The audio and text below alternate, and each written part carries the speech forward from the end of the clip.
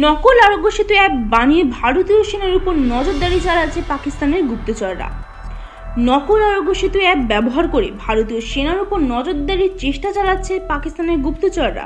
এমনই চাঞ্চল্যকর খবর দিয়ে সেনাকে সতর্ক করলেন ভারতীয় গোয়েন্দারা।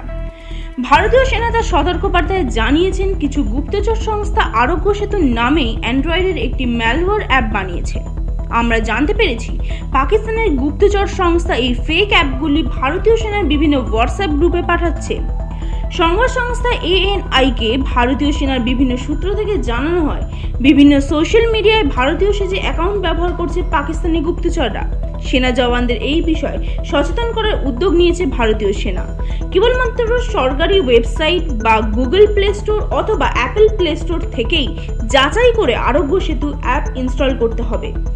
সম্প্রতি ভারতীয় সেনার চিফ জেনারেল মনোজ মুকুন্দ নারাভানে বলেন, ভারত তথা সারা বিশ্ব যেখানে করোনা ভাইরাসের সঙ্গে লড়ছে, সেখানে পাকিস্তান ভারত ও বিশ্বকে আতঙ্ক ছড়াতে ব্যস্ত।